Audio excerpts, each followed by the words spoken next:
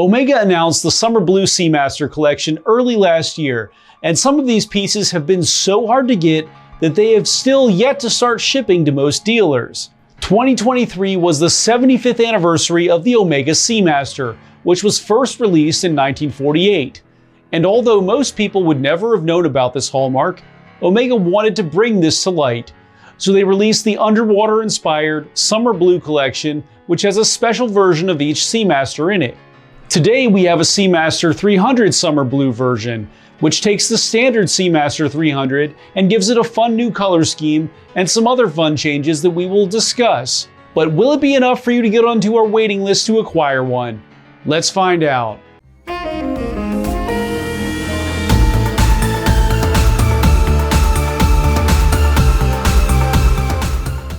What's up everyone, it's Chris with the Little Treasury channel. Welcome back. This is where we bring you original and in-depth watch content at least once per week. If you haven't already, please make sure to hit the subscribe button and hit the notification bell to be alerted as soon as we upload. I'm from Little Treasury Jewelers, which is located in Gambrills, Maryland. And it's where you go when you're in the know. As always, the watches that I review are for sale and can be purchased, so please see the description below to contact us. If you're just joining us now, I'll go over the watch's detailed measurements and features, and then I'll offer my personal opinion at the end. In our last video, I reviewed the G-Shock MRG Shugeki Maru Gai Limited Edition, which is a very decorative and eye-catching combination of vintage and modern technology with a very modern movement and a hand-engraved tiger by a master artisan on the bezel. I recommend checking this out to see what the artisans over at G-Shock's MRG have to offer. Wrist check time. Today I'm wearing my Omega Seamaster No Time to Die Bond Edition, which is my favorite watch that I own. It's super light, has a unique color scheme, and I love the bracelet enough to have the steel version on my Blue Seamaster as well. Now tell me which watch you're wearing while you're watching the video, and make sure to tell me why. Now let's get on to the features. The Omega Seamaster 300 Summer Blue has a 40.4mm case width, a 13.5mm thickness, a 48.9mm lug-to-lug, a 20.8mm lug width, a 31mm crystal diameter, and it weighs in at 157.10 grams. The top of the case is high polished with a simple matte finished side and small bevel in between. The crown can be found at the 3 position and is screwed down with the Omega logo on the top. The crystal is sapphire and is domed, which gives a distorted look to the edges. A ring of high polish can be found between the bezel insert and the sapphire crystal. The bezel insert is ceramic and is in blue tone with a light blue scale. It turns unidirectionally like a dive watch is supposed to, and let's go ahead and see how it sounds.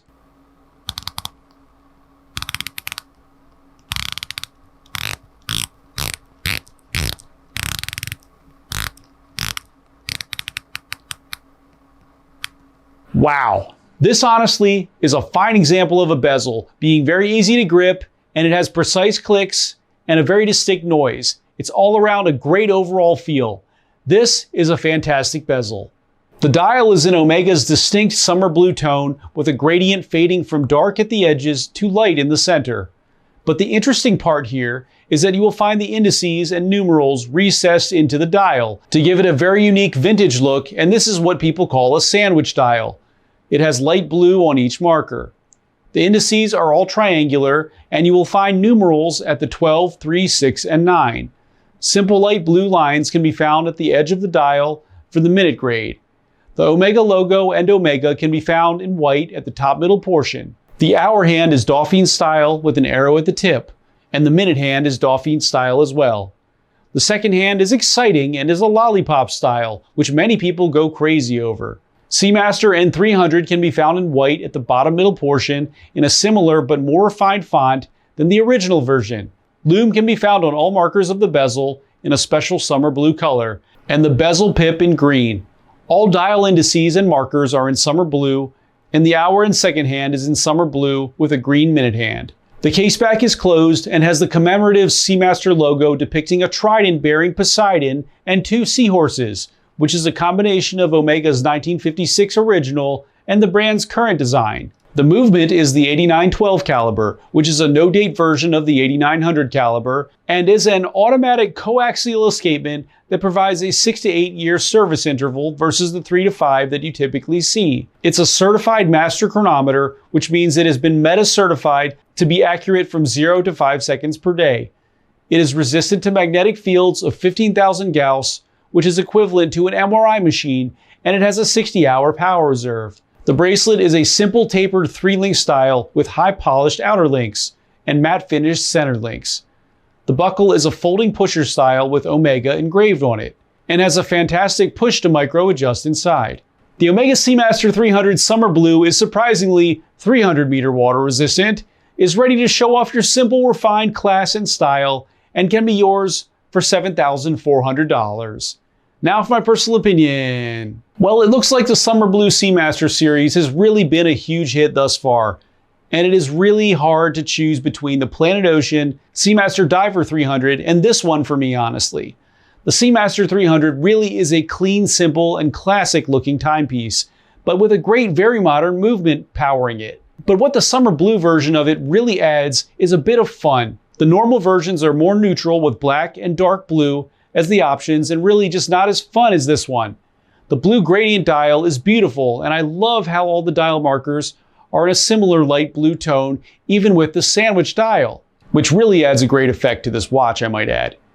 The only thing that I'm not sure about here is the bezel, which maybe should have been a lighter shade than it is, since this color really isn't anywhere else on the watch. But that is more of a nitpick than a deal breaker for me. The bezel action is one of the best in the industry, and you really need to try it for yourself to see what I'm talking about. This piece fits great on my 6.5-inch wrist and will be a great alternative in general for you if you think the Seamaster Diver 300 is too large at 42 millimeters. I'll recommend this piece to anyone who wants a lean and simple diver with a vintage feel, but with a pop of exciting color to really spice things up. Thanks for watching today, everyone. I really hope that you enjoyed the video. And of course, if you did, please make sure to hit that subscribe button, give this video a like, and share with all of your friends and your family members too. I look forward to seeing you next video.